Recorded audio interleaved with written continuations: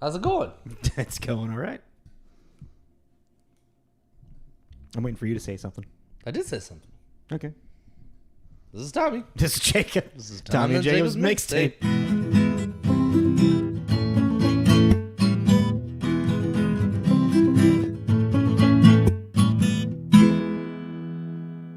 Hi, everyone. Okay, let's get on track. Happy holidays! Very violent holiday. We hope you the merriest. We hope you had a nice Thanksgiving if you celebrate. And if you don't, hope you had a nice Thursday with friends, family, or just by yourself if that's what you wanted to do. Maybe working. Maybe might you're have been working. Hopefully work was good. Hopefully Black Friday didn't kill you. Black Friday sucks. But you'll never find me physically going to any location at that time. I feel like a lot of the stampeding, I think, has calmed it down because a lot of people buy stuff online now. Yeah. Yeah. It's kind of wild. Black Friday depresses me. Yeah. Consumer Capitalism at its highest. Anyways, moving on. Welcome. We are officially in our holiday block, and we're going to do some holiday movies. Kind of wishing you a, what did I say? Raunchy, violent Christmas. I guess that's where we're leaning into that. Yeah, I guess so. Well, with the first two, yeah, that's true. At least, yeah. Yeah. So the beginning here is going to be a violent, raunchy Christmas. So happy, merry, violent, raunchy Christmas. And today we are going to be doing 2002's Violent Night. Yeah. Yeah. For those of you that don't know what it is, Violent Night, the synopsis. A disillusioned Santa Claus fights for his life to save a little girl and her family during a violent Christmas Eve heist. Hostage situation. Yeah. This is really fairly new. Verily? Verily. Very It came out in 2022. It's very versatile. Apparently it had a screening at Comic-Con in like October, and then it had an advanced screening in November 12th, and then officially released December 2nd, and then later in that year for digital, like December 20th or something. Yeah. But it had a decent box office. Yeah. I mean, decent for this time, this age, you know. Number 33 today is kind of almost a flop. Yeah, because of the budget of $20 million and grossed about 76.6. Yeah. I mean, when you look at the top 10 movies of a year, you know, nowadays, like making like hundreds of millions. Well, I just thought it was funny, too, that this year was a lot of the year of the subtitle. Top Gun Maverick, Avatar Way of Water, Black Panther Wakanda Forever, Doctor Strange Multiverse of Madness. Or, you know, I just thought that was funny. Oh, that's what you mean by subtitle. Yeah. Okay. Like the, yeah. You know.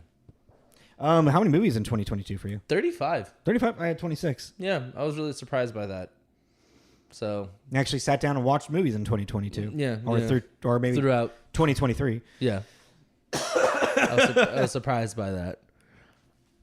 And even then I didn't even count like Avatar The Way of Water. Still haven't been able to sit through it. I haven't watched it. I haven't even seen the first one.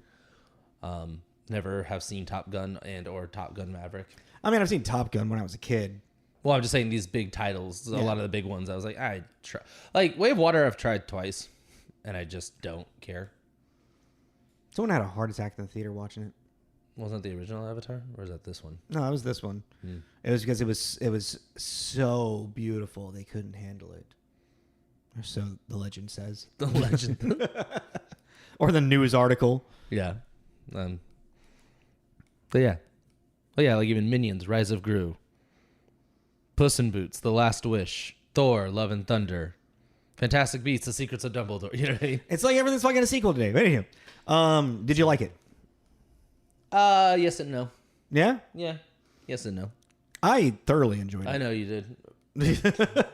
I was just watching it, and it's just, this is a Jacob-ass Jacob movie. Yeah, it's dumb fucking action for fun, no, like, nonsensical reason, you know? Yeah. Shane Black, you know? Lethal Weapon type shit, Die Hard type shit. Yeah. That's a fun type of action. It's a satire of action, you know? Yeah. It's not my usually my Do you like satire, actually? I'm trying to think of another satire movie that I really enjoy. That's fair. Because I'm sorry, I just don't think you like satire. I don't think you like a genre making fun of itself.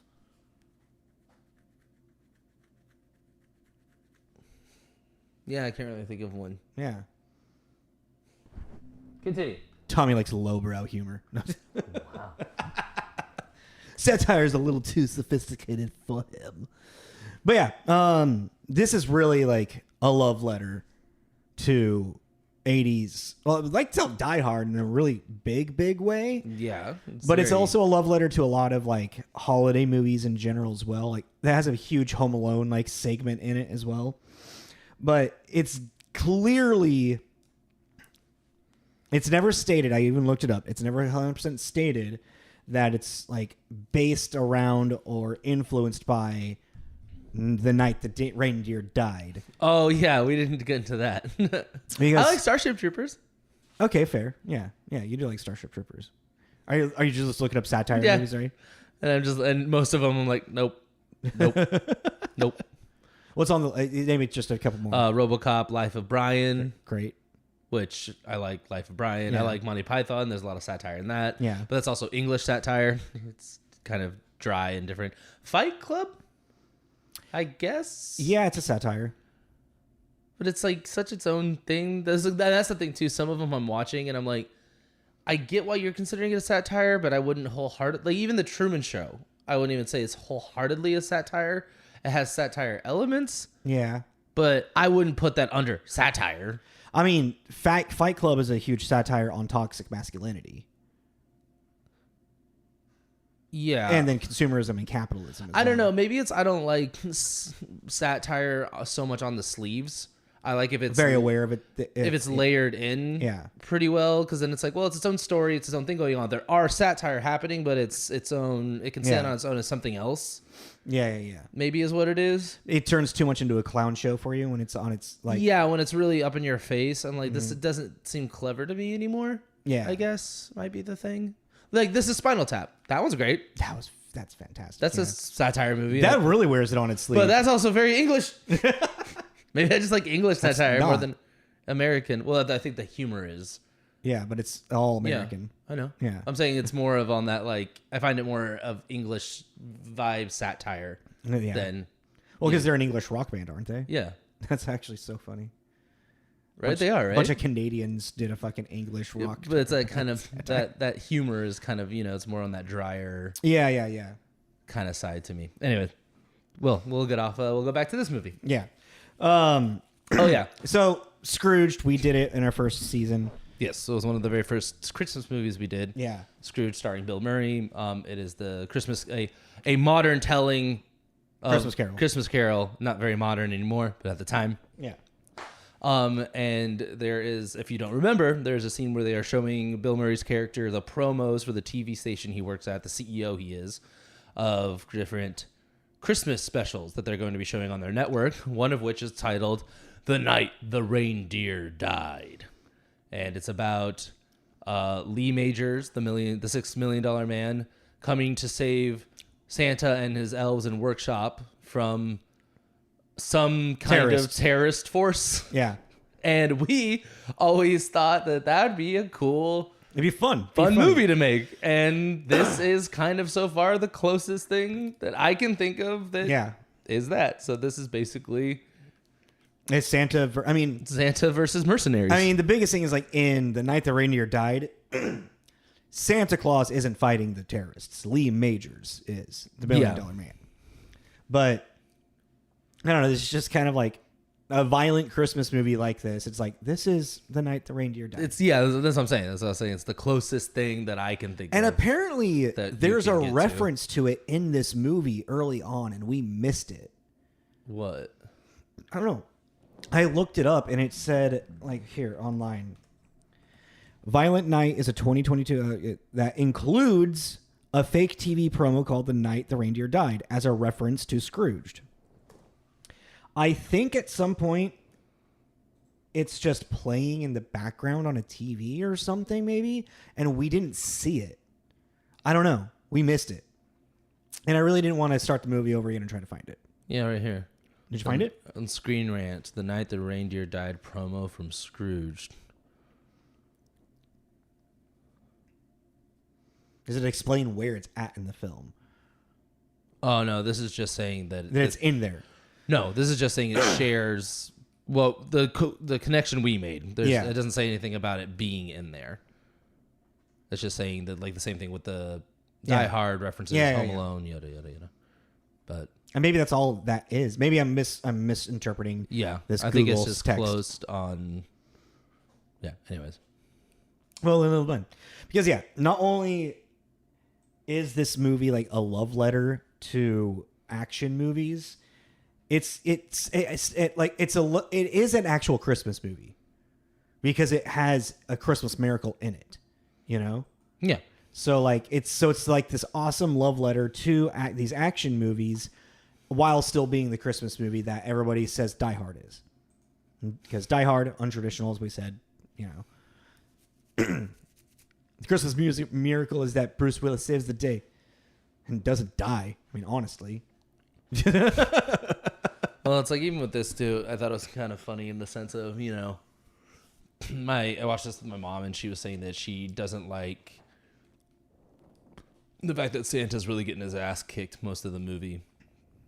And I was kind of like, well, I mean, that's Die Hard. Yeah. And she's like, oh, yeah. You know, we kind of talked about that for a minute. And I was like, yeah, you know, if you think about it, I mean, John McClane's not doing very well most of the movie. It's really just by luck. He's barefoot walking across glass. Yeah, it's really just by luck a lot of it, of the situations he gets through, you know. And she was like, oh, yeah. And I was like, and I had forgotten about that. I was like, yeah, no, Bruce Willis is really getting his ass kicked in that movie pretty thoroughly. It's like that one, the second one, even the third one is kind of rough. But and then he's like the weird action hero after the third one. Who's the bad guy in the third one? Jeremy Irons, right? Isn't he Alan Rickman's brother? It's Alan Rickman's brother, yeah. Is it Jeremy Irons? I think it's Jeremy Irons. It's Jeremy Irons. Who else would it be in that time? I don't know. Yeah, it's Jeremy Irons. I just remember Samuel L. Jackson. But also that's pretty good brother. Yeah. Imagine them in an argument. Well, the people that created this movie, Violent Night, literally started out in parodies, satire, and in comedy. And so it makes sense that they would rise into making this movie, Violent Night. So this movie was directed by... Also, I was trying to look up to see like any type of like how it was created. Like anything. It sounds like they just came up with it and then pitched it to the right people. Yeah, exactly. So this was directed by Tommy Wirkola, who is a Norwegian filmmaker, who most notably probably in the United States known for Hansel and Gretel Witch Hunter with Gemma Arterton and Jeremy Renner. Mm-hmm. Horrible movie. Never seen it.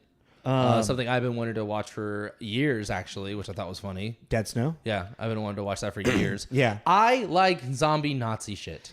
That movie is so weird. So ridiculous, too. Like Overlord. Have you ever seen Overlord and you've heard of it? And you like that kind of like World War II bioweapon stuff and the Nazis are the bad guy? Overlord is great. And so Dead Snow. Is that a comedy? No. Okay, Dead Snow is very, very comedy. Oh yeah, but I just like, you know, Nazi zombies. And maybe that's from my years growing up playing Call of Duty zombies. Maybe I don't know what it is, but I'm like, you get Nazis and zombies in the same room for a movie. I'm like, get them. Did you ever see zombie strippers? Are they Nazis? No, but I'm just asking because my brain can't do it. Okay. I don't. Again, I don't like that kind of shit. You like some of the B-rated stuff. Zombie beavers and Zombiever, you know, that Black kind of Sheep. shit. Not Black Sheep looked funny. Yeah. Is it funny? Yeah. That's a B-rated one. Yeah. That one looked funny. Well, there was the new one with the sloth killing or something.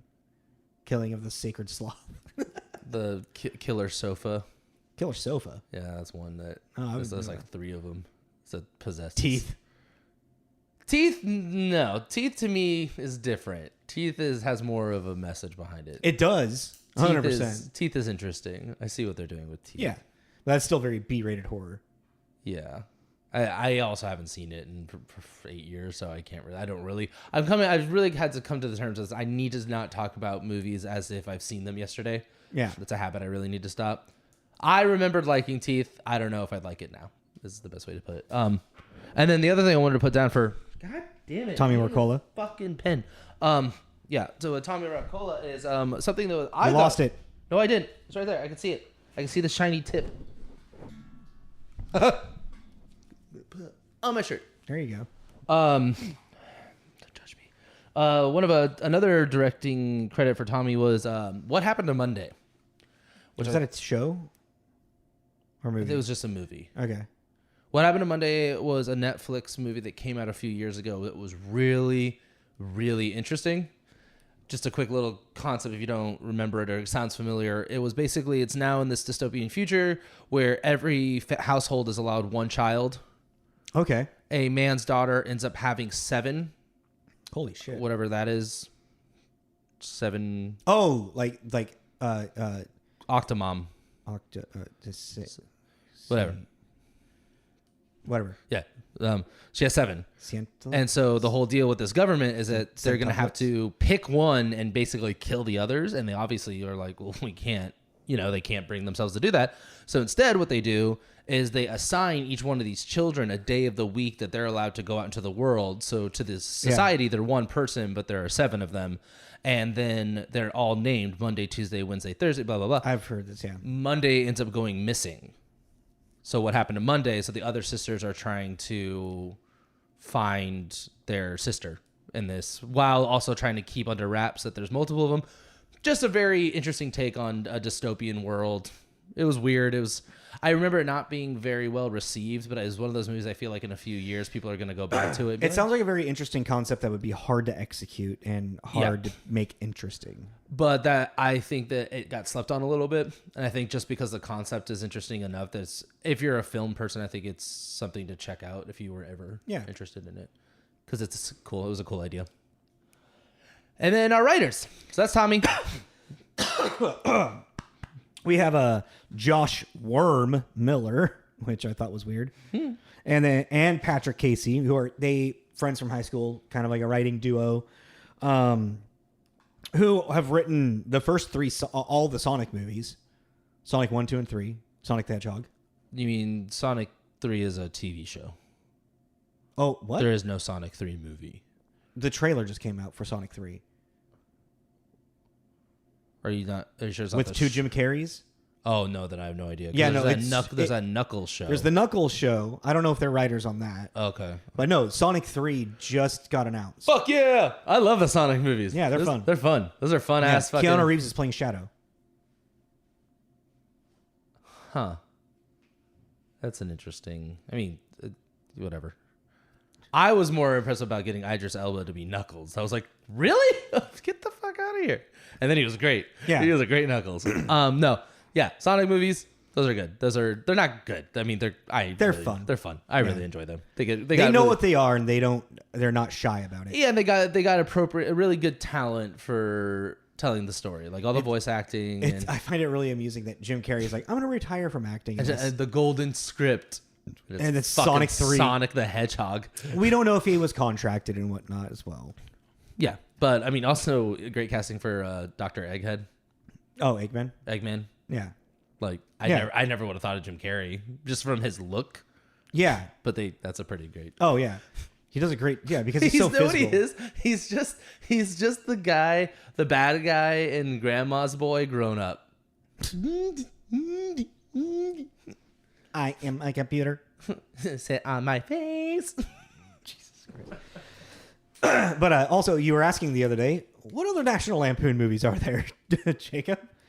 Warren Miller and Patrick Casey wrote National Lampoon's Dorm Days 1 and 2, which are like direct to video, I want to say, like bad raunchy comedies. I think I've seen Dorm Days. Jesus. Spring really attacked you. Wow. These ratings are really low. Oh, and there are other movies? Yeah. Well, Transylmania. Oh, that sounds crazy. It's like a vampire, like that. It's Euro Trip with vampires. It's not Euro Trip. It's not Euro Trip? It's not Euro Trip. It's not a trip movie. Spoof horror in which a group of college kids do a semester abroad in Romania. All right, I read it wrong. The fuck are you talking about? Are you on Wikipedia? No, I'm on IMDb. That's fine. I looked that up on Wikipedia. What the one of the producers tagged in the movie for Transylvania, whatever, is an old fucking leader from Romania, the 1500s. Oh, Like the one that the main character is like based like looks like or whatever. It sounded dumb is what it did, but my kind of dumb. it looks pretty terrible. Yeah.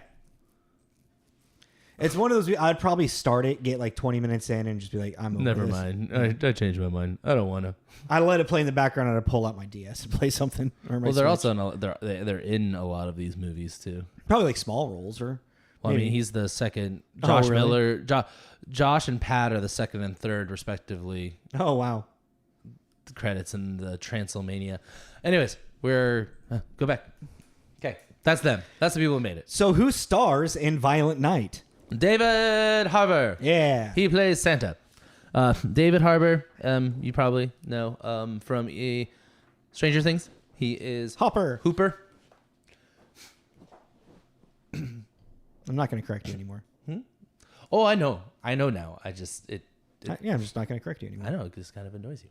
Hellboy, which we kind of did, We did a test. That was one of our test episodes. which is still like the biggest womp womp to me in a while now. Yeah.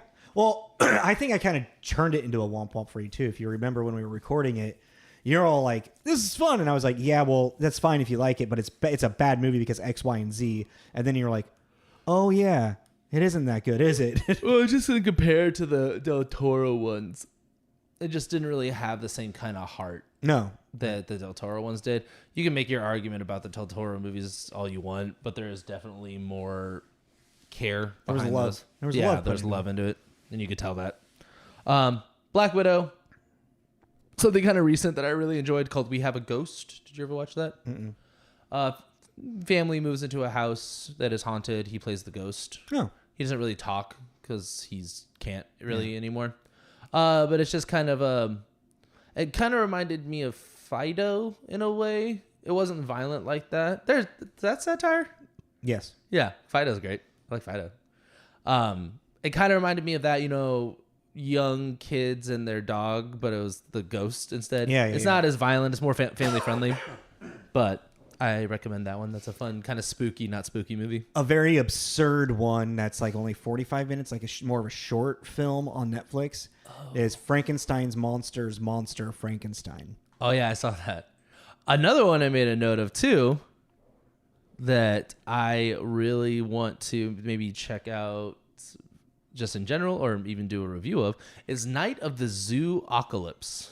Okay. It is an animated movie about an hour and 30 minutes, rated PG, but a wolf and a mountain lion team up when a meteor unleashes a virus turning zoo animals into zombies. They join forces with other survivors to rescue the zoo and stop the deranged mutant leader from spreading the virus. I want to check it out. It sounds so up my alley. Night of the Zoo-Ocalypse. But yes, he's a voice. He's Dan in that. A voice. Okay. He's a voice actor. Let's move forward. Next actor. Who do you got? John, Leguizamo. who we have done before. Super Mario Brothers. And Was there another movie we did with him? you'll never get it in a million years.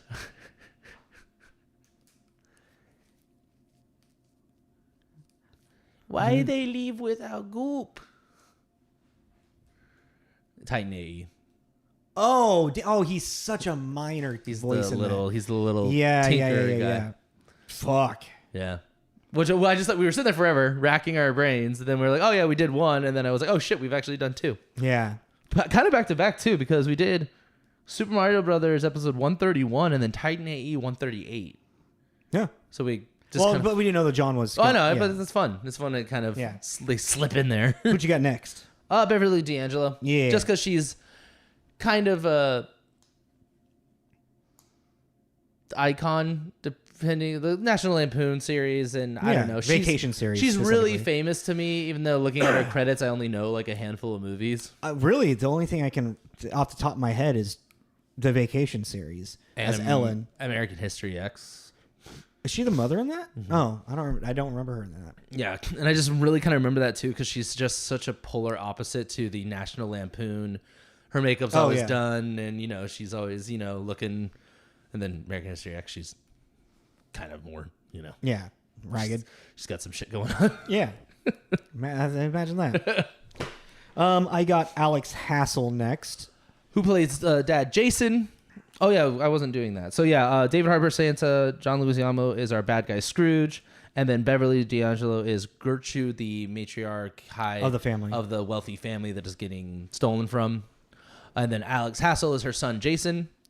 And Alex Hassell has a very limited career for me because he was in The Boys. Yeah. As translucent. So he... you saw him very little. And then you saw a lot of him. Yeah, you saw a lot of him. For very brief moments. What I thought was just kind of interesting is he's in 3 episodes of his Dark Materials. Yeah. I mean, we still need to watch that. Yeah. Oh, and then the thing I really recognized him for was he was the bad guy in the live-action Cowboy Bebop series. Yeah. Which did not recognize him because that wig does a lot. I don't know. He's fucking psycho in Cowboy Bebop too. Well, it's like, and that wig too really accentuates how kind of strange his features are. Yeah. He's a very interesting looking guy. Really big eyes, big chin, like big smile, big teeth. Yeah. Big teeth. But I mean, I really don't give a shit what you say about the Cowboy Bebop thing. I enjoyed it. I thought it was fun. I liked it. I don't like how it ended. No, but I also think that he was a great... Alex Hassell was a great villain in it. And he was really creepy. And he reminded me of the Warriors of Virtue guy. I could see that, Very kind of, do not have thoughts, kind of vibe. But those are the things I know him from. On The Tragedy of Macbeth is one of his known titles. Mm-hmm. Alexis Louder.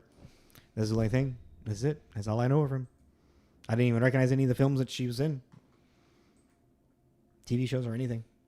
Oh, the mother and the wife, yeah. Yeah. Yeah, I did a brief kind of little thing.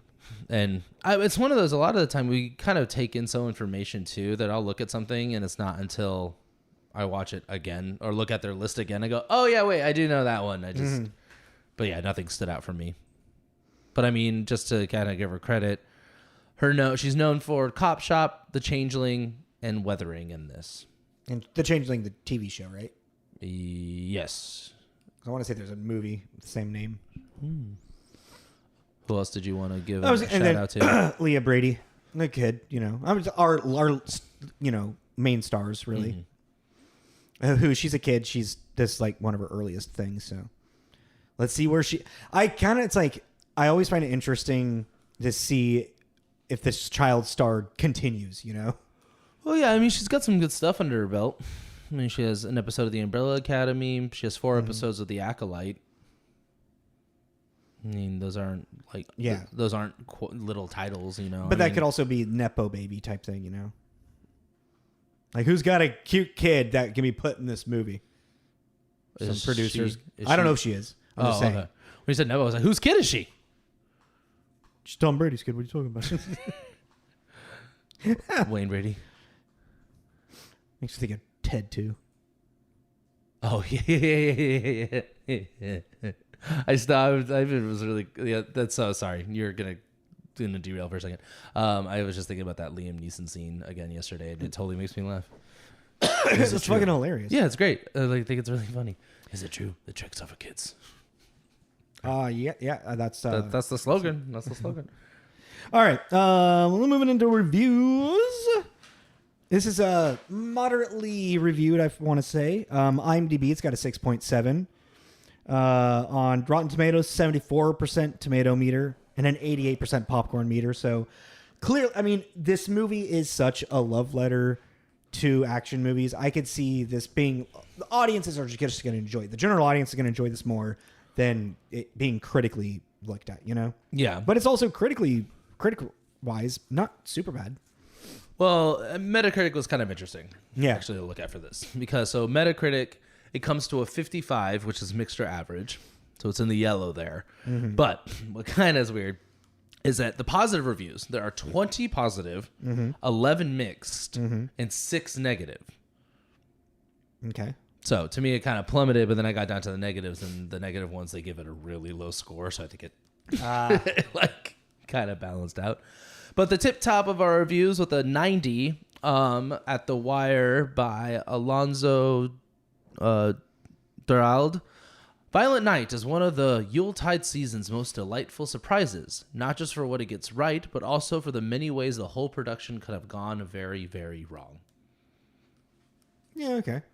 And then I put a note to say, see Consequence. So at Consequence by Liz Shannon Miller, who gave it an 83. While the best thing about this movie is its clarity of intent, the worst thing about it is that it uses blunt force to call out its reference points, name-checking both Die Hard and Home Alone repeatedly. Which I just thought was kind of funny, because I was like, oh yeah, I mean... Do you remember Die Hard? You know? And I just think it's funny that that was kind of happening a lot, because the people that are watching this... Yeah.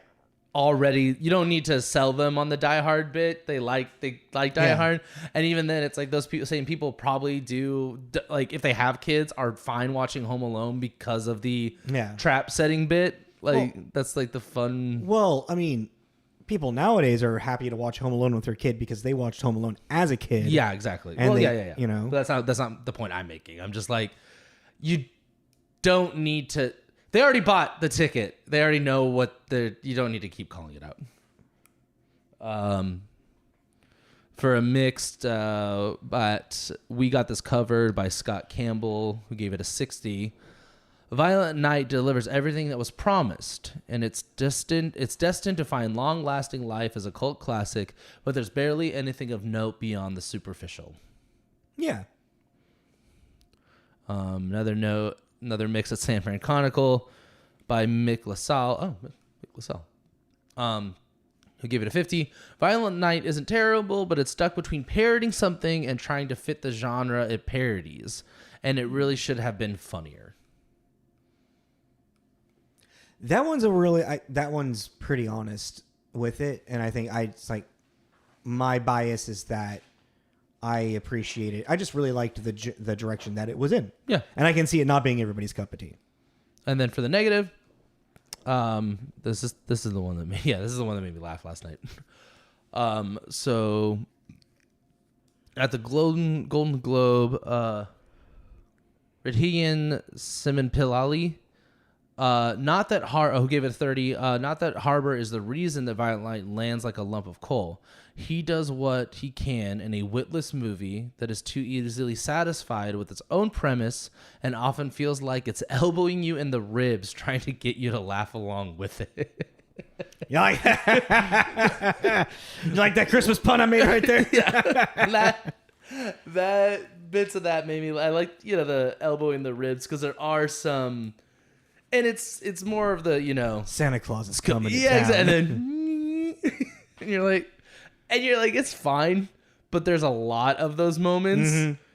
And it's just like, and as it happened more and more, the more I found it amusing. Really? Yeah. And that was the opposite. The more it happened, the more. Because it was one of those things where it was like, since they leaned into it, they're like, well, if we're gonna lean into it, let's lean the fuck into it. Yeah.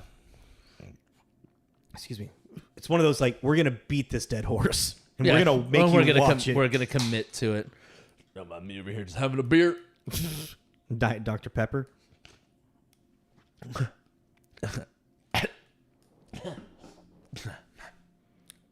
Sorry, I went up my nose. I'm cute. So derailed us. Do you have any other? I was just gonna, because they do the tippy top, the bottom of the bottom with a 10 by David Fear at the Rolling Stone. This is the sort of lazy, slapdash, self-impressed excuse for edgy entertainment that makes you enrage. It's not even so bad it's good. This is so bad you're tempted to kick those responsible for it right in the jingle bells. Then don't make a joke like that. If you don't like the jokes in the movie, don't make a joke like that. Oh, I thought you meant me. I didn't No. that. No, that writer. You literally, the thing you didn't like in the movie is what you just did. So, hypocrite, I'm calling it. That's all. That's it. That's what we did. Thank you for listening, guys. That's it. I said good day. Yeah. Yeah. God damn it.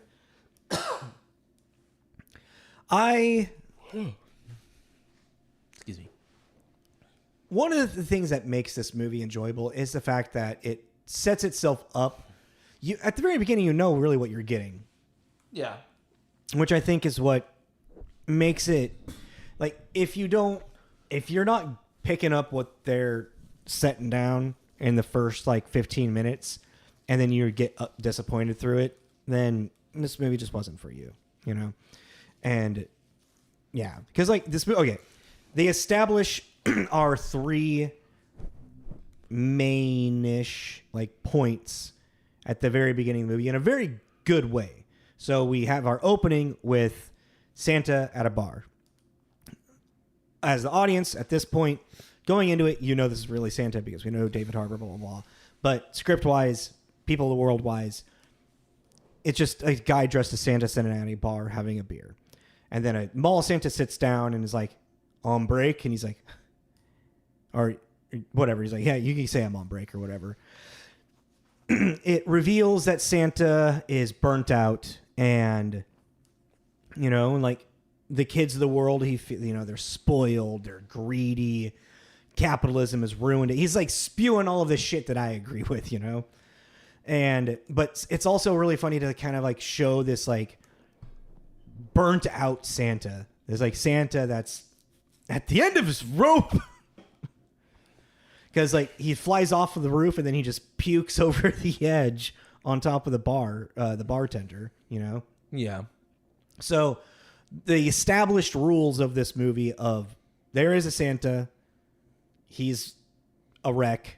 He's disillusioned. Like I was saying in the... Yeah. He's a wreck, disillusioned, and this movie isn't going to be PG. Yeah. And then... Is it then they... Oh, sorry. Before I get confused. Do we get introduced to the girl and the parents next? Or do we see that like montage of the house getting set up? I guess that doesn't really matter. The house the party's at? Yeah. No, we meet the parents first. Next? Okay. Then we get our established kind of heroes, quote unquote, not heroes, but our main family that we're going to like have our connection with. And they're in a broken home-ish, you know, mom and dad are separate. Yeah, it sounds like they're going through a separation of some sort. And the little girl, all she wants is mommy and daddy to be happy together again. Yeah, very Christmas trope. Very Christmas trope as well. And then we get to the house, then, you know, because his mom's house, the estate, because they're the like richest family in the fucking nation or whatever. And it's just really well done of like showing every single bad guy without deliberately giving away like, oh, these are the bad guys. Yeah. Because it looks like it's just a bunch of people, you know, hires for the house setting up for a Christmas party. Well, they're hiding them in plain sight, which is, again, the diehard people that are going to enjoy this movie. You don't really need to hide it from them because we're just watching through a window into this world. We're not trying to live in the world. Yeah. That makes any sense. Yes, very much so. Know? Yeah. So, which is what good satires really do, in my opinion. It's not a world you want to live in. It's a world you just want to watch. Yeah. And like, it's just so funny how these move, like, and they lean into it. It's like everyone that is a bad guy looks like a fucking bad guy. Yeah. The pensive face, the shifty eyes, the bad costumes of like, you know. Yeah. Yeah. Okay. A lot going on right now over here. Yeah, there's a lot going on over here too. No, I'm like burping, and I feel like I'm like looking through a glossy fucking. I just got really congested. I don't know. I feel like are we getting sick? There's something in here. Something in there. I mean, okay. So you enjoyed it. Yeah. And we know why. Because of the Lethal Weapon, Die Hard energy that's in the Christmas and the murder and the mayhem and a lot of I feel like for me, just a lot of it was the writing because okay, so David Harbour Santa to me was kind of like a not as good but pretty good Tim Allen kind of casting. I never would have thought of it, but then his look and his voice and well, especially with the history they gave Santa. Yeah, like he really works for. And what it made me think of was Brahms' Krampus. Mm-hmm. You know, that's the Santa that he also kind of used and created, was this big, burly, fucking Nordic kind of monster that could beat your head in with a hammer. And so I liked all that. But then there was just these moments where even, maybe it's just that kind of, I'm not really into satire thing, but there's like this whole moment where John, Mr. Scrooge, John is standing there and he's giving us the exposition of why he hates Christmas. And I was like, this is really stupid. We always did my dad, he got laid off, and then I saw they had presents, so I wanted presents, so I went to go steal their presents, and then I scared their grandpa, and then he fell down the stairs and died. And maybe I did do it. Maybe I did. And you're just, I don't know, that whole scene, I was just like, I don't really think anyone gives a shit, because at the same time, your thing with Mr. Scrooge is you're Mr. Scrooge. You want the money. That's the only kind of fucking thing you need. But then they had to add this personal vendetta of Christmas thing to, I feel like, make it more like their final fight, make it more like loaded. This dude is fucking with you, getting 300 million untraceable dollars. That is more than enough reason to kill him. Like, yeah, you don't need to add any more to that. And I think that's what it was for me for a lot of this movie, was they added more than they needed to when it could have been less. Like less, I'm sorry, what is the expression? Less is more. Yeah. I just kind of feel like, because the movie's also pretty long for what it is. It's about 2 hours almost, yeah. Kind of keeps going there for a minute. You're like, oh, we're done. Oh, no, we're not done. Okay, now we're done. Like, it has some twists and turns that you're not expecting. Like what? I mean, like, I'm sorry, like continuations. Like, this could have been the end. I thought you was like, what's a twist? And I was like, no, it's pretty cut and dry to me. Everyone pretty much dies. Yeah, I see what you're saying with that, but at the same time, that's what they like. I mean, that's what Christmas is. What? Gluttonous and more and more. So well, but it's for the sense of just making it, personal. You add that. You add a little bit more spice into it. It may not be a spice you want in there, but it's a spice that is in there to help. Too much oregano. No, and I get it. I don't know. I mean, and there's the classic bad guy not believing it thing too. That also was there was just, and this could just be me, but these are very specific things I can think of, and that's kind of the point of this. But like, we think he might be Santa. The fuck did she just say? Well, like, or even the scene before that, he's sitting there. So this guy comes out of nowhere dressed up as Santa Claus, and not only that, he's pretty good at fighting. Like, for whatever reason, they think he's trained ex-military or something, And then he shows up, and they got him all tied up, and he starts knowing all your names. Yeah, and knowing specific gifts you want, to the point where he said, in 1985, I gave you the blank. Can't remember what it was, the blank bike you wanted.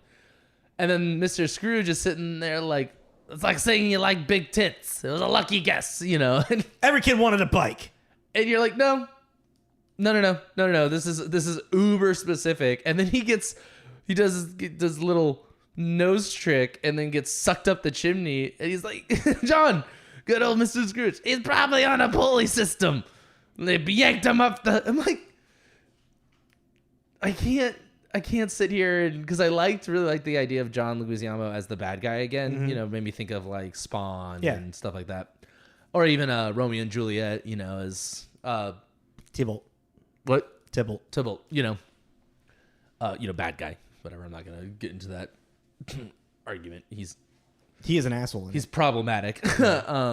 But the utter and complete. I don't know. I kept flipping back and forth with it. Like, yeah, I mean, obviously, if your brain doesn't believe in Santa, you're gonna make up to not accept that fact. But then at a certain point, for a movie, because we are sitting there knowing he's Santa, there's sometimes I feel like you should give. Those are the rules of the movie, though. That is the container. That is the thing. That is what. Well, the other people believed. Yeah, but Gingerbread our main bad guy can't believe until like he actually sees the evidence himself. He did see the evidence himself. No, he didn't. What do you mean? He didn't see him go up the chimney. Okay. Well, how did he get up the chimney? There was a pulley system. Up a chimney. Yeah. Of a standard size, not one of those big English, just a regular old chimney. A man of... Eat the fucking carrot, Tommy. Eat the fucking carrot. A man of David Harbour's height and stature. Yeah, eat the carrot. Very quickly. That's what this movie is eat the carrot. He should have eaten the carrot. God with the magic. It's Santa. Also, I feel like if he had a kind of accepted that it was Santa earlier, he might have been able to figure out a way to stop it, to like get ahead of it. Yeah, but because he kept going, no, it's a normal dude. It's not a normal dude, my guy. That's not. You gotta start playing with magic. You gotta start thinking about how to play with magic. Yeah, but that's also the downfall of him. You know, that's him. His dislike and hate for Christmas is what. Yeah, yeah, but.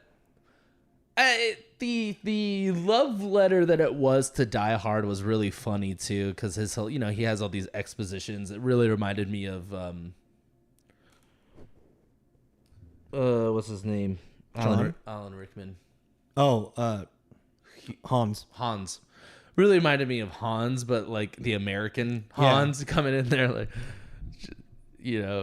ha ho ho ho motherfuckers, kind of vibe. Yeah, it was just kind of like jarring, but I don't know. I thought his vibe was funny when he was going and out of all the lines that were supposed to make you laugh, John's were the one that made me laugh the most, because when he's like, where's the money? And she's like, it's in the vault. And he's like, if it was in the vault, I'd have a different fucking expression on my face.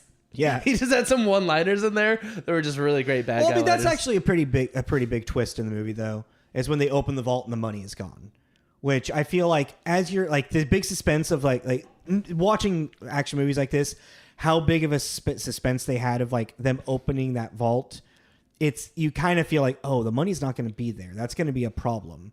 And then how earlier on in the movie, where you see the mom opens up the whiskey and reads the letter and puts it away, you're kind of, I was piecing things together at that moment. It's like, the son has the money. The son did something with the money. Oh, I figured that out the second that he said was talking to, like, trying to get back with the mom.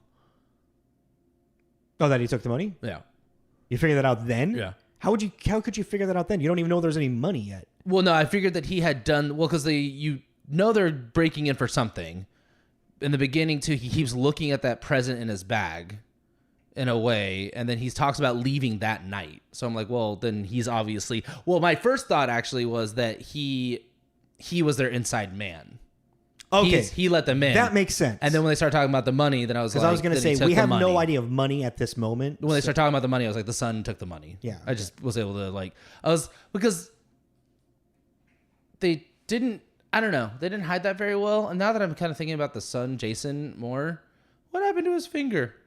They just kind of brushed over that it was broken. Yeah, like not broken, pulverized. It's like they put it in a nutcracker and then clamped it down and then twisted the nutcracker. That's bad. That's not just like a little break. I could rip it off. Honestly. Yeah, that's like tearing stuff and not even just that's. And then just he's over there punching people. Just don't. Which is only movie memory. Which is only funny because there's some good gags in there. Yeah, like the classic forgetting your hand is broken, and then hitting. Old action movie kind of shit. He gets all ready in. Jim Carrey and Batman Forever. Well, I mean, he wasn't even that good of a fighter anyway. No, but that was funny. He's just screaming, like a banshee. Like that was pretty good. You missed the whole Home Alone bit, where they actually made all of the traps that... this is my second time watching it. Yeah. So I did see that bit. Yeah, but I mean, fair. That was awesome. Yeah, no, it's like, all of the... What's his name in Home Alone? Kevin. Kevin. All of the traps that Kevin makes, if logically, would be... Oh, dead. Deadly. They'd be dead. Deadly. And they really like actually kind of like lean into that and like the violence that would actually ensue. Well, because like in the first one, he gets full paint cans. Yeah. And then full force, they come smashing into their head.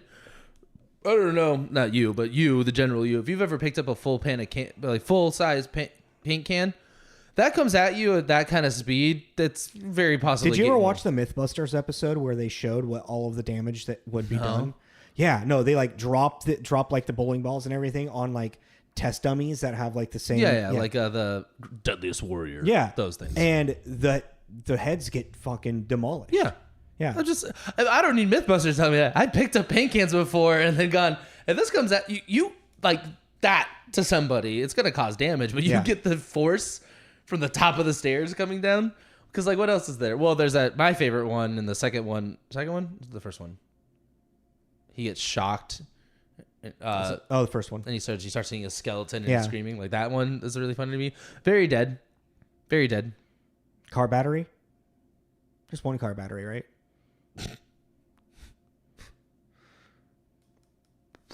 Caught that. I was going to say something.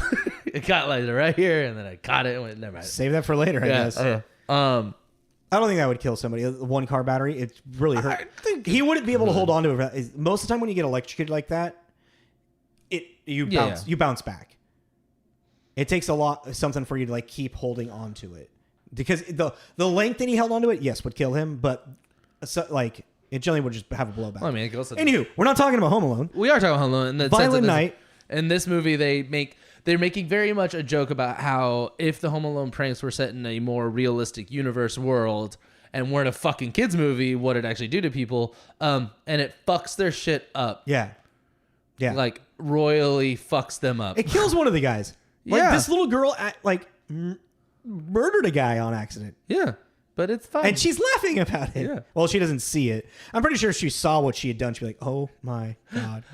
Did you see the Evan? Did you see the Evan Williams skit? If the yeah. pop. All right, so you upstairs and I'll stick around here. Yeah, you got it. Go.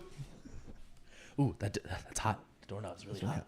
Yeah, a bunch of toys and broken ornaments. Yeah, I'm just going to cover that. Yeah, 4 steps ahead of you. Right. Yeah, there's a big spider over there. Yeah, I see that. I see that. Yeah, I mean, but what I liked too is this kind of Santa Claus. Santa Claus was very jovial and everything, but they also made him kind of crazy. Because even like, I don't know, like the writing in the sense of like Santa Claus, he delivers presents to kids in need, and he's, helpful with spreading joy, and he knows that adults have a hard time believing in him and everything. So, but when he just starts talking to all these people as if he's Santa Claus, and then there's this kind of like, there's this weird disconnect that happens because he's like, I'm Santa Claus. And they're like, no, you're not. You're crazy, man. He's like, no, really, I'm Santa Claus. And then it just becomes this weird kind of doubling on itself argument that they're having. And you're like, yeah, Santa. Rabbit season. Duck season. They're not going to believe that you're Santa Claus. So stop telling them that. But even like I was just thinking that Home Alone scene, you're going to kill an innocent girl. Naughty. He goes and smashes her head. The blood. Home Alone scene? The Home Alone scene. The Home Alone scene after that, and then he's like tells her to cover her ears and sing Jingle Bells. Yeah. And then she like is naughty and then presumably crushes her skull. When you said that Home Alone scene, that scene in Home Alone. No. I'm saying the Home Alone scene in Violent Night. Yeah. And he's like naughty. And you're like, Santa's got a dark side. Well, yeah. Okay, that's the thing that I like. Is like I was always like I was curious going into this movie was why is Santa also a badass like this, And then he was like this Nordic Viking that guy would fucking pillage and like murder. Yeah, and he enjoyed it. His skull crusher, his hammer. Yeah, was his best friend. But it doesn't ever explain how he became Santa. That's weird because it's like they bring up this big kind of thing and then just and that's enough. But then it's like, how does this work? He's like, Christmas magic. I still don't know how it works. What the fuck? I love that. I hate that because I appreciate them just because, it's the Harry Potter thing. Why does that work? Magic. Yeah. Magic. And you're like, all right, you just got to go with it. Yeah. But the fact that our person with the magic sitting there, I don't know. Christmas magic. Fuck I don't it. know. I don't really understand how it works. And I have zero desire to figure out how it does work. It's kind of, what I think it's funny. I love it, but also as someone that was like, if I was living in that world, I find it utterly infuriating. Oh yeah. To be like, what do you mean? What do you mean you don't know how it works? Like, there's no book, there's no the clause that we can read or anything. Well, even with the Santa Claus, as the movies unfold, we learn more about his stupid shit. Like the second one where he has to find a Mrs. Claus. Yeah. I don't think there's ever going to be a year that we don't remember how crazy of a franchise that is. It's so fucking fun. It's really wild. Oh, man. You gotta get married or you're gonna lose the Christmas magic. So he makes a Santa Claus robot. So we're gonna need you to gaslight this lady with bits and pieces of her childhood to make her fall in love with you, man. God. Like, wow. Really? All right. You're gonna know really intimate personal details she never told anyone. You're so funny. It's like, okay, cool. All right. Violent Night. Cool. I mean, the thing that really turns this into, like, other than it's not your traditional classic Christmas movie, but it is a Christmas movie because at the end we have Santa Claus coming back to life because everyone starts to believe in him around, even though it's like such the half-hearted, like, I was gonna say it doesn't feel like genuine. Doesn't feel genuine at all. It does not. It does not feel like it would bring Tinkerbell back. It's not gonna bring Santa Claus back. I know. It's not gonna do it. I'm sorry. It's a very much like half-hearted. Like, I guess this is like the audience is like, yeah, we believe in fucking Tinkerbell, whatever. Well, like, what's her name? Eddie Patterson, who plays Alva, the sister. They don't even show her saying I believe. So it's Trudy, right? Then it's the mom. And then it's the dad. Who's just going, yeah. Then it's that little shit influencer nephew kid. Bertrude. Alva's kid. And then it gets to Alva's turn. So we've seen all of them go, I do believe. And then it gets to Alva and she says something like, oh, fuck. And then it cuts back to looking at the family and it just behind them says, me too. They don't even show her saying she believes. So you're kind of like, do you though? It's enough to bring back Santa from the dead. I mean, low threshold for magic on that one, I guess. Like, you don't really need a lot to get it going. What was the ending? I'm trying to think. Well, I mean, there was like the fucking John Leguizamo, Mr. Scrooge getting... No, there was like something about the ending that I remember. It was like, this could have ended just a little bit earlier. I don't think we needed all of this. And well, I mean, that whole chase scene with the money thing was a little excessive. No, it was pretty excessive. We didn't need that. But that's like, it's like the action movie, like, we gotta one up the last thing, Well, yeah. And like the good guys are gonna have to try to escape, and the good guys have to, try to, stop them, It's like it follows the formula of the action film, Well, yeah, and I get that. That's fine. But I just am saying that even that's you. I feel like you can still do that, but then remember the things that kind of made those action movies of that time kind of exhausting were those drawn out. And you could trim. You'd still do your love letter to that genre and that time period, but you can trim the fat a little bit. Like, that was a really long, a pretty long scene where not really a lot happened. And even the fight scene between Scrooge and Santa, I found kind of lackluster until the end. But I mean, I also liked that Santa would cause these very increasingly violent, maiming, murdering activities and chuckled to himself about how it kind of like worked. He like did it. He was just like, holy shit. Which I liked that kind of like surprise, like, oh, that totally worked. Like, cool, good for me. I liked that energy about it. But I mean, it's just, it really, that's the thing. It just went on just a little too long. It did. for what it was. This is a good hour and a half, hour and 40. No, I'm saying it could have. Oh, it could have. Yeah. Yeah, that would have been probably an the hour sweet 40, spot. hour 45. I think would have been like the sweet spot. Yeah. It's just funny to me too. This movie made me realize I really like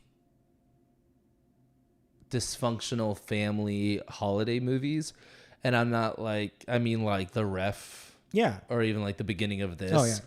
That is one thing I wish they had added somehow a little more of, was a little more of the family dynamic. And I kind of wanted one more sibling. I know this is weird, but I wanted one more kid of Gertrude's in the mix to make it the trifecta. I don't know. I feel like you could have had more balance and maybe more kind of quips. I think it would have started putting in more unneeded stuff. Well, but take out the snow thing. I wanted more of the dysfunctional family because I thought that was funny. You know, what's up, limp dick? Merry Christmas to you. Like that kind of shit. Oh, I love that kind of shit. I love just really toxic, dysfunctional family holiday shit. I really think it's funny. And then that just D'Angelo's introduction scene was great. Oh yeah, it was fantastic. Like she keeps like kind of like coming in and leaving. Like she's just saying just like really horrible things. Shit, somebody. Yeah. Well, it is, and then it's like, I love you too, Senator. What is it? Well, it is Christmas, so take your offer, gift wrapped it, and shove it up your box. You're like, whoa. And that's when Bertrude's like, Grandma's cool. Yeah, that's right. I was like, yeah, dude. Like, she's pretty cool. She's a total monster. And that's what I liked about it, too, is that you kind of forget about it. And this is not liked, I just thought it was an interesting take. That we're sitting there and, you know, like, oh no, this family's being held hostage on Christmas. What are we going to do? And then you're like, this family sucks. They've been quietly, secretly supposed to be distributing this $300 million in the Middle East to help fund not great stuff. So, and then decided, fuck it, and then kept it. Yeah. So not only was it blood money, but then they stole the blood money. So fuck these people. Yeah, they're not good people at all. But it's just like, well, what's funny is like, yeah, you keep forgetting about that. And like Santa's naughty list just keeps like the more people that show up, he's like, God, everyone's just on the naughty list. It's literally okay. So character journey for this Santa Claus, he really is just trying to get out of the house because he just accidentally happens to be there delivering presents at that given time. And stays for some booze. Oh, yeah, the skim milk and whatever the fuck it was. And his reindeer leave him behind after the roof is shot up on accident. And so he's stuck there. But the only reason he stays behind is to help Trudy. Yeah. Because he is Santa. And to him, it's the whole gig is about children. So in a very big David Harbour fashion, who's weirdly, because of Hopper, I feel like he's just become just this weird surrogate dad role, like go-to guy. Because he has this like the gruff masculine guy, but that's not toxic, you know. He's like a Mr. Rogers type, father they'll figure. Beat you up. Yeah, he's not afraid to beat you up, but he's still got a soft heart. Like, he's a big teddy bear. This right here on the trivia thing I saw is just, after Santa Claus takes out some of the insurgents, Scrooge asks whether the protagonist could be a small-town cop with 5 kids, a reference to Harbour's character Chief. To Stranger. Yeah. Nice. Yeah, I was like, oh yeah. Yeah, this movie is filled with a lot of references to everything.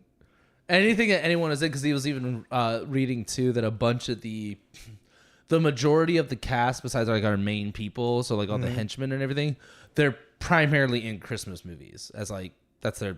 Oh, interesting. There's like the horror movie people. Yeah. They're like, majority of them, some of them in the same movies together, have all kind of been in Christmas movies. Bev D'Angelo for Christmas Vacation. I didn't really put that together. Yeah.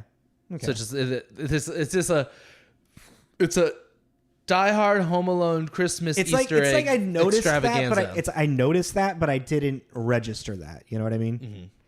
Like, oh, that was on purpose. Yeah. Okay. Yeah. No, we should start wrapping up. What are we at?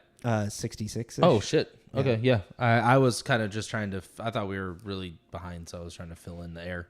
No, not at all. I guess remind me to start putting a timer on just to keep better track of it. Yeah. But yeah, like the biggest thing is like Santa's. I was trying to say, does he have another name who's Santa? It's like, no, he's Santa. His character arc and everyone's character arc, because even like, well, even that scene that. Sorry, go ahead. No, I was gonna say even that scene that, he's telling them all the different names. Tim Allen, the Santa Claus. Oh yeah. Hoorah. Yeah. When you see it, yeah, it's a funny fucking scene. He's just like. He's like a lunatic. You have the Gertrude, who's like weirdly like tells her son Jason, like, I am proud of you for stealing this money because that's how I got ahead. Is this family is all about backstabbing and just basically, yeah, it's like I stole the company from your grandmother. I am proud. Grandfather. Of you. Oh, yeah, because grandfather didn't believe that a mother could run a company. Yeah. So I had to take it from him. And yeah. You're also like I feel like murder was involved in that. But it's not like you just went, okay, Grandpa. Mom and Dad do end up back together because father is sticking it to mom and is ready to leave. Like the whole thing of there is like, mom probably felt like you're under your mother's thumb too much, and I can't handle that. Yeah. Yeah. But that's also a pretty tried trope, Yeah, but it's that they don't need anything new in this movie. Just saying, it's just it's like, and that's what I think one of the reviews was saying too. Like, what was it? Beyond the superficial. Yeah, it doesn't need it. This is a very superficial movie, and I think that's why it's going to become.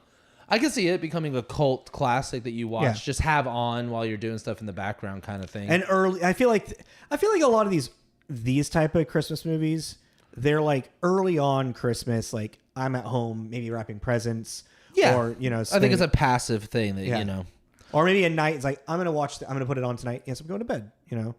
Well, yeah, and I mean that's how I could see it. Like if it's one of those you're perusing.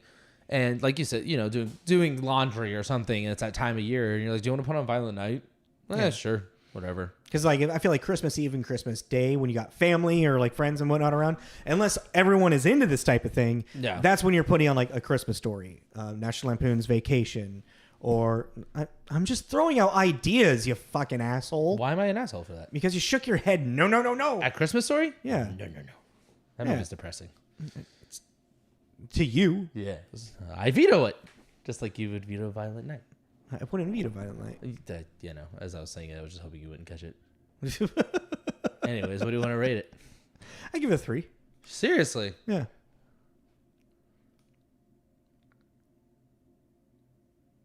For in the vein of what it is? I mean, in all around, really. Because I don't think it has any bad writing in it. Oh, well, I disagree with that, but because the writing that's in it is very purposeful. Everything is purposeful. Well, yeah, but just because it's purposeful doesn't make it bad. Like I'm sorry, but I really find that. No, it doesn't make it good. You mean? Yeah, sorry. Yeah, that doesn't make it good. Like and it might even just be the way that scene is written, where we're getting John's or Mr. Scrooge's backstory of why he hates Christmas so much. I don't think it was written very well, and I just don't know. And I don't know, that scene just didn't have, I don't know, it was missing something. It felt really plastered on there, but forced in. Yeah, maybe that's what it is. It didn't feel like a natural progression into getting a villain's origin story. But I mean, but that's what I was going to say 2.5. The container of the movie is, in a sense, because like what we want to see at the end of it with this big like Scrooge versus Santa is Scrooge versus Santa.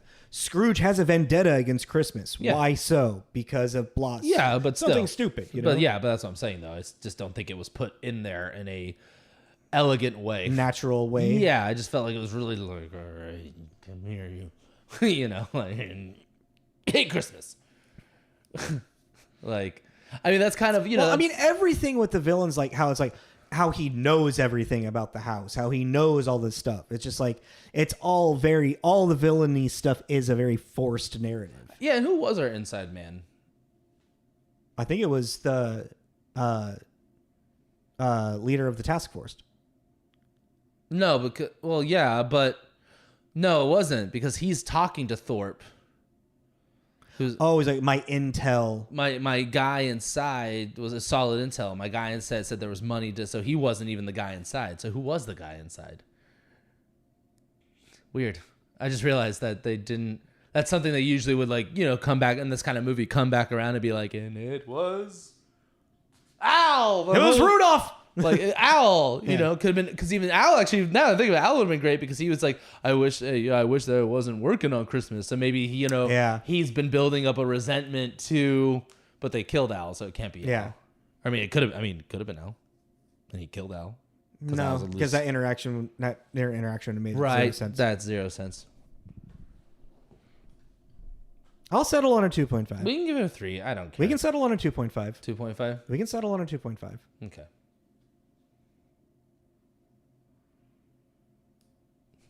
Yeah.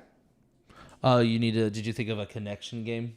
I'll come up with one. I like to come up with that in a minute. But if you can't, we're trying to get this regular, like a bowel movement.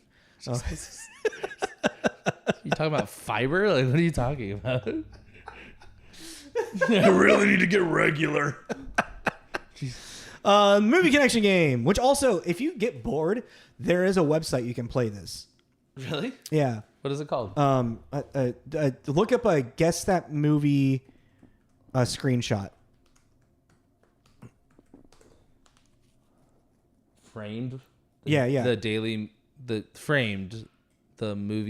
movie guessing game? Yeah, and then on that website they have one that's on trial for like a connection. You got to look for it. Huh. Like it. Oh, I remember this. Yeah. Oh, right. Confused, click to your friend's. Yeah, they just show you a picture and they give you like how many shots? Like six screenshots to get through. Oh, cool. Yeah. All right, cool. All right. But yeah, there's on there. But anyway, so a couple weeks ago, I asked you guys if you could connect Bill Pullman to Zoe Saldana. I meant to say Bill Paxton, but I said Bill Pullman, so that's what we're playing now. But Bill Pullman, for me, what was it? Bill Pullman in Independence Day with Jeff Goldblum. Jeff Goldblum in Guardians of the Galaxy with Chris Hemsworth as Thor, and then Chris Hemsworth is in Endgame with Chris Hemsworth. So I got 2 actors to get to Zoe Zendala. Zoe Zendala's Gamora in Endgame. Yeah. Yes. If you can beat 2, if you got 1 connection in there, then good on you. And do you want to come up with this? You say an actor.